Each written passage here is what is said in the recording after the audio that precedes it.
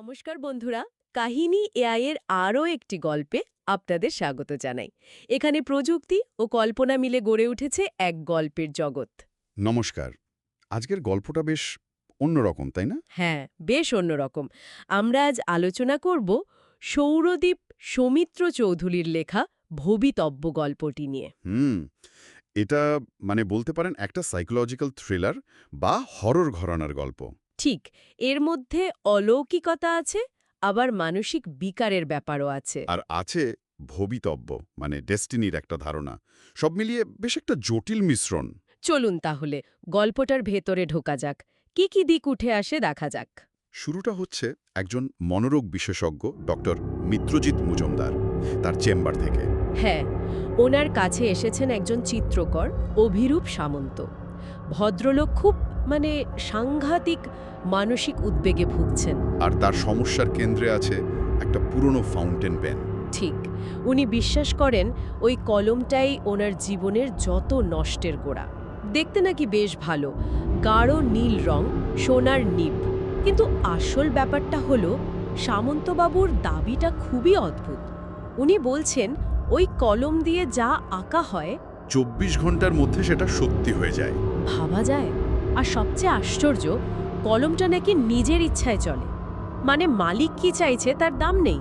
এটা শুনে তো ডক্টর মজুমদার, একজন যুক্তিবাদী ডাক্তার, তার তো খটকা লাগবেই। অবশ্যই লাগবে। উনি প্রথমটায় ভাবলেন এটা হয়তো স্নায়ু রোগ বা খুব বেশি স্ট্রেসের ফল। কিন্তু অভিরূপ সামন্ত তো প্রমাণ দেখালেন। কয়েকটা স্কেচ, প্রথমটা তার কাকিমার। হ্যাঁ, সিঁড়ি থেকে পড়ে গেছেন, রক্তাক্ত দেহ, সেই ছবি, যেটা আঁকার ঠিক পরের দিনই নাকি ঘটনাটা ঘটে। ডক্টর মজুমদার ভাবলেন এটা কাকতালীয় হতে পারে, হতেই পারে। কিন্তু সামন্তবাবু বললেন না, গত ৫ মাসে এই রকম ঘটনা নাকি ৬বার ঘটেছে।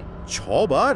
তখন তো আর শুধু কাকতালীয় বলে উড়িয়ে দেওয়া যায় না, অন্তত ওনার দিক থেকে। উনি আরও দুটো স্কেচ দেখালেন। একটা ওনার ভাইপোর আত্মহত্যার। হ্যাঁ, আর অন্যটা অন্ধুর মেয়ের অ্যাক্সিডেন্টের, বাসে পিষে। উফ, ভয়ানক। আর দুটোই নাকি স্কেচ করার পর সত্যি হয়েছে। এগুলো শোনার পর ডক্টর মজুমদারের মনেও একটু দ্বিধা আসাটা স্বাভাবিক, যদিও উনি বিজ্ঞানের লোক। সামন্তবাবু আরও বললেন যে কলমটা শুধু খারাপ জিনিসই আঁকে, অশুভ ভবিষ্যৎবাণী। আর কলমটা উনি কিনেছিলেন একটা অ্যান্টিক শপ থেকে। হ্যাঁ, আর যখন কলমটা আঁকার ইচ্ছে হয় তখন উনি নাকি নিজেকে আটকাতে পারেন না, একটা সাংঘাতিক টান অনুভব করেন। সেই সময় নাকি আঁকা ছাড়া আর কিচ্ছু মাথায় আসে না। আর আঁকাটাও হয় খুব তাড়াতাড়ি, একেবারে নিখুঁত, যেন অন্য কেউ ওনার হাত দিয়ে আঁকিয়ে নিচ্ছে। আচ্ছা, মনস্তত্ত্বের দিক থেকে দেখলে এটা কি হতে পারে? দেখুন, এটা ডিসোসিয়েটিভ স্টেট বা হয়তো ওসিডির মতো শোনাচ্ছে। তীব্র মানসিক চাপে মানুষ এরকম অনুভব করতেই পারে, হয়তো সেটাই হচ্ছিল। ডক্টর মজুমদার সেদিন সামন্তবাবুকে অনেক বুঝিয়ে আশ্বাস দিয়ে বাড়ি পাঠালেন। কিন্তু ফেরার পথে ফাঁকা হাইওয়েতে গাড়ি চালাতে চালাতে ওনার মনেও প্রশ্নটা এলো, যে বিজ্ঞানের যুগে এটা কি সম্ভব? অলৌকিক কিছু? হ্যাঁ, একজন মনোরোগ বিশেষজ্ঞের মনে এই দ্বিধাটাই গল্পটাকে আরও ইন্টারেস্টিং করে তোলে। ঠিক, বিজ্ঞান আর যাকে বলে আপাত অন্ধবিশ্বাস, এই দুটোর মধ্যে একটা দ্বন্দ্ব তৈরি হচ্ছে খোদ ডাক্তারের মনে। এরপর গল্পের দ্বিতীয় পর্বে ঘটনা আরও নাটকীয় হয়ে ওঠে। পরের দিনটা ছিল ডক্টর মজুমদারের ছুটির দিন। আর সেদিন সকালেই অভিরূপ সামন্তের ফোন, খুব আতঙ্কিত গলা। হ্যাঁ, উনি ডক্টর মজুমদারকে তক্ষুনি ওনার বাড়ি যেতে বললেন। ঠিকানা জানতেন না, তাই নিজের ড্রাইভার রাজপাল সিং তাকে পাঠিয়ে দিলেন ডক্টর মজুমদারকে আনতে। ডক্টর মজুমদার গেলেন সামন্তবাবুর ফ্ল্যাটে। গিয়ে দেখলেন ভদ্রলোক একাই থাকেন, তেমন কেউ নেই, শুধু ড্রাইভার রাজপাল সিং আর একজন নেপালি ভৃত্য তেজ বাহাদুর। এই একাকিত্বটাও হয়তো ওনার মানসিক অবস্থার উপর একটা প্রভাব ফেলেছিল। হতে পারে। তো ফ্ল্যাটে পৌঁছানোর পর জানা গেল আসল আতঙ্কের কারণটা কি। সামন্তবাবু নাকি সেই সকালেই ওই অভিশপ্ত কলমটা দিয়ে নিজেরই মৃত্যুর ছবি এঁকে ফেলেছেন। নিজের মৃত্যু? হ্যাঁ, উনি ডক্টর মজুমদারকে স্কেচটা দেখালেন। মেঝেতে পড়ে আছেন, ঘাড় মটকানো, মাথা ফেটে, নিজেরই রক্তাক্ত লাশ। ওহ, এটা দেখে তো ডক্টর মজুমদারের আর কোনো সন্দেহ রইল না। না, উনি নিশ্চিত হলেন যে সামন্তবাবু খুবই অসুস্থ, গুরুতর মানসিক বিকারগ্রস্ত, হ্যালুসিনেশন দেখছেন। আর উনি ভাবলেন এই সব কিছুর মূলে ওই কলমটা। তাই উনি ঠিক করলেন কলমটা নষ্ট করে ফেলবেন। উনি সামন্তবাবুর থেকে কলমটা চাইলেন, নিয়ে পকেটে ভরলেন, বললেন এটা নষ্ট করে দেবেন। আর তখনই সামন্তবাবু একেবারে হিংস্র হয়ে উঠলেন, তীব্র আপত্তি। বললেন এটা তার জিনিস, ডক্টর মজুমদারের কোনো অধিকার নেই এটা নষ্ট করার। এটাই কিন্তু অদ্ভুত, তাই না? যেটাকে উনি অভিশাপ বলছিলেন সেটাই নষ্ট করতে দিতে চাইছেন না। হ্যাঁ, এটা কি ওই জিনিসটার প্রতি ওনার কোনো অস্বাভাবিক টান, নাকি উনি মনে মনে বিশ্বাস করেন কলমটার সত্যিই কোনো ক্ষমতা আছে, নাকি পুরোটাই মানসিক ভারসাম্যহীনতা, বলা মুশকিল। যাই হোক, দুজনের মধ্যে ধস্তাধস্তি শুরু হলো। সামন্তবাবু বয়স্ক মানুষ, ডক্টর মজুমদারের সাথে পারলেন না। ডক্টর মজুমদার তাকে ধাক্কা মেরে মাটিতে ফেলে দিলেন, আর খুব রেগে গিয়ে কলমটা বারান্দা দিয়ে বাইরে ছুঁড়ে ফেলে দিলেন। আর ঠিক তারপরেই হ্যাঁ, সেই সাংঘাতিক ঘটনাটা। সামন্তবাবু আমার কলম বলে চিৎকার করে বারান্দা থেকে ঝাঁপ দিলেন। 4 তলা থেকে নিচে, আর ওনার মৃত্যু হলো ঠিক সেভাবেই, যেভাবে স্কেচে আঁকা ছিল। এই দৃশ্য দেখে ডক্টর মজুমদার জ্ঞান হারালেন। এখানেই গল্পের একটা ক্লাইম্যাক্স। মনে হচ্ছে কলমের কথাই সত্যি হলো। কিন্তু গল্প এখানে শেষ নয়। এরপর আসছে তৃতীয় পর্ব, যেটা পুরো ঘটনাটাকেই একটা অন্য আলোয় ফেলবে। ডক্টর মজুমদার যখন জ্ঞান ফিরল, দেখলেন উনি হাসপাতালের বেডে, মাথায় খুব যন্ত্রণা। ওনার সিনিয়র নিউরোসার্জন ডক্টর ব্যানার্জি তিনি এলেন, এসে জানালেন যে 4 দিন আগে চেম্বার থেকে ফেরার পথে ডক্টর মজুমদারের গাড়ি অ্যাক্সিডেন্ট করেছিল। গাছে ধাক্কা মারে গাড়িটা, মাথায় খুব গুরুতর চোট লেগেছিল, উনি কোমাতে ছিলেন। হ্যাঁ, মাথায় হেমাটোমা হয়েছিল, মানে রক্ত জমাট বেঁধে গেছিল, সার্জারি করতে হয়েছে। ডক্টর ব্যানার্জির কথা শুনে ডক্টর মজুমদারের তখন মনে পড়ল অ্যাক্সিডেন্টের ব্যাপারটা। হাইওয়েতে উল্টো দিক থেকে একটা লরি আসছিল, তার আলোয় চোখ ধাঁধিয়ে গেছিল, আর নিয়ন্ত্রণ হারিয়ে গাছে ধাক্কা। তার মানে অভিরূপ সামন্তের ফ্ল্যাটে যাওয়া, ওই কলম নিয়ে ঝগড়া, সামন্তবাবুর ঝাঁপ দেওয়া, এই সব কিছুই সবটাই কোমা অবস্থায় দেখা হ্যালুসিনেশন। এটাই তো সবচেয়ে যৌক্তিক ব্যাখ্যা মনে হয়, তাই না? হ্যাঁ, মাথায় ওরকম আঘাত, কোমা, এই অবস্থায় মানুষ খুব জীবন্ত স্বপ্ন বা হ্যালুসিনেশন দেখতে পারে। ডক্টর মজুমদার যেহেতু সামন্তবাবুর কেসটা নিয়ে খুব ভাবছিলেন, তাই কোমাতে ওই ভাবনাগুলোই হয়তো এরকম একটা নাটকীয় চেহারা নিয়েছিল। ঠিক। কিন্তু ডক্টর মজুমদার পুরোপুরি নিশ্চিত হতে পারছিলেন না, মনের মধ্যে একটা খচখচানি ছিল। তাই সুস্থ হওয়ার পর একদিন কাউকে না জানিয়ে উনি আবার গেলেন ওই ফ্ল্যাট বাড়িতে। ঠিকানাটা মনে ছিল। গিয়ে দেখলেন সামন্তবাবুর ফ্ল্যাটে তালা। উনি পাশের ফ্ল্যাটের এক মহিলার সাথে কথা বললেন, আর তখনই এলো গল্পের আসল টুইস্ট। হ্যাঁ, কি বললেন মহিলা? মহিলা জানালেন, অভিরূপ সামন্ত নামের যে ভদ্রলোকের কথা উনি বলছেন, তিনি তো 6 বছর আগেই মারা গেছেন, বারান্দা থেকে পড়ে। 6 বছর আগে? হ্যাঁ। ডক্টর মজুমদার তো একেবারে স্তম্ভিত। তাহলে উনি কার সাথে দেখা করলেন? কোমার মধ্যে কি উনি অতীতে চলে গেছিলেন, নাকি ওটা সত্যিই কোনো আত্মা? এই প্রশ্নগুলি ওনাকে একেবারে গুলিয়ে দিল। ওই মহিলা আরও বললেন যে সামন্তবাবুর মৃত্যুটা ঠিক কী ছিল, মানে দুর্ঘটনা না আত্মহত্যা না খুন, সেটা পরিষ্কার নয়। আর মহিলার সন্দেহ ছিল ওই ড্রাইভার রাজপাল আর ভৃত্য তেজ বাহাদুরের ওপর, কারণ সামন্তবাবুর মৃত্যুর পরই ওরা উধাও হয়ে যায়। দেখুন, এই রাজপালের নামটা কিন্তু ডক্টর মজুমদারের হ্যালুসিনেশনেও ছিল। এটা ব্যাপারটা আরও রহস্যময় করে তোলে।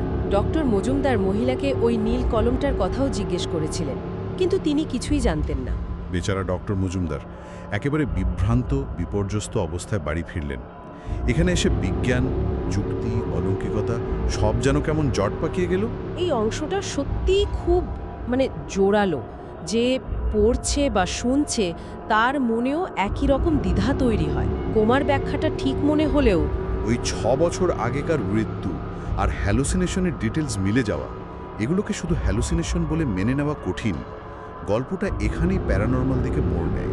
আর গল্পের একেবারে শেষে এই ঘটনার দিন 5 পর ডক্টর মজুমদার বাড়িতে নিজের বইয়ের তাক গোছাচ্ছেন। আর তখনই পেন স্ট্যান্ডে উনি ওটাকে দেখতে পেলেন। হ্যাঁ, সেই অভিশপ্ত নীল কলমটা, গাঢ় নীল রং, সোনার নিব, ডগায় লাল কালির দাগ, ঠিক যেমনটা উনি সামন্তবাবুর কাছে বা নিজের হ্যালুসিনেশনে দেখেছিলেন।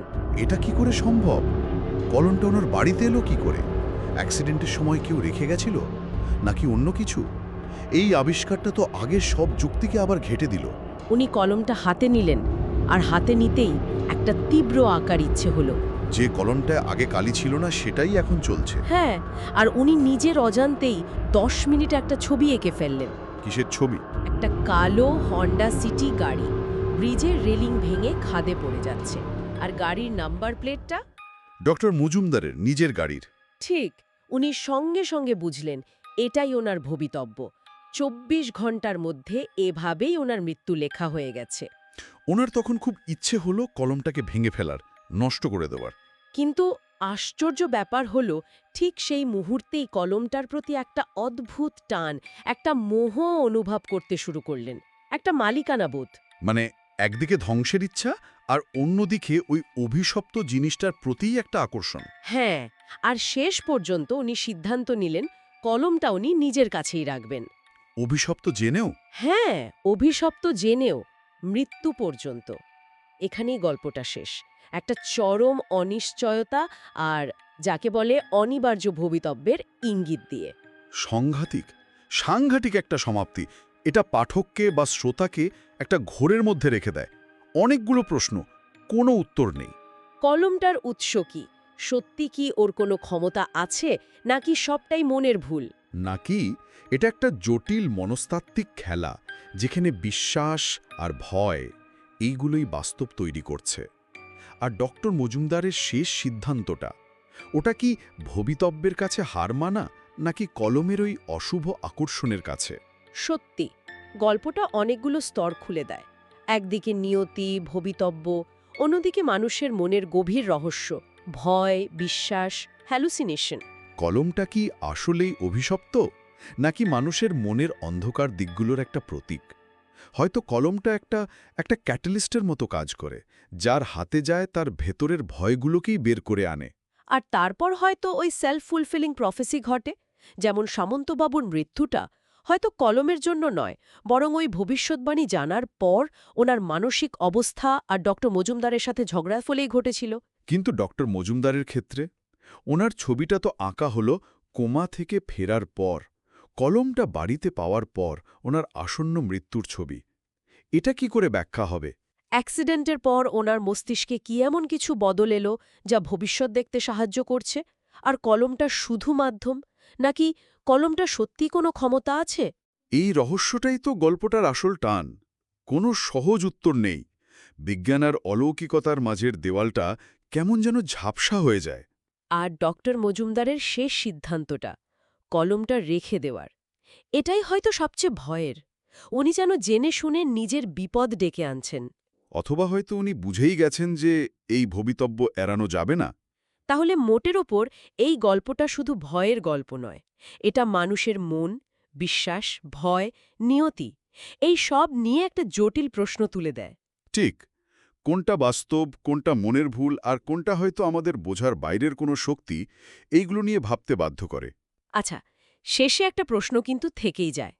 যদি কলমটা সত্যিই ভবিতব্য লিখতে পারে, তাহলে কি সেটা বদলানো যায়? নাকি যা লেখা হয়ে গেল তা ঘটবেই? ডক্টর মজুমদার কলমটা রেখে দিয়ে কি সেই অনিবার্য নিয়তিকেই মেনে নিলেন? এই প্রশ্নটা মনে হয় থেকেই যাবে। গল্পটি ভালো লাগলে ভিডিওটি অবশ্যই লাইক এবং আমাদের চ্যানেলটি সাবস্ক্রাইব করবেন। খুব শীঘ্রই আবার ফিরব নতুন একটি গল্প নিয়ে। আজ তাহলে আসি, ভালো থাকবেন।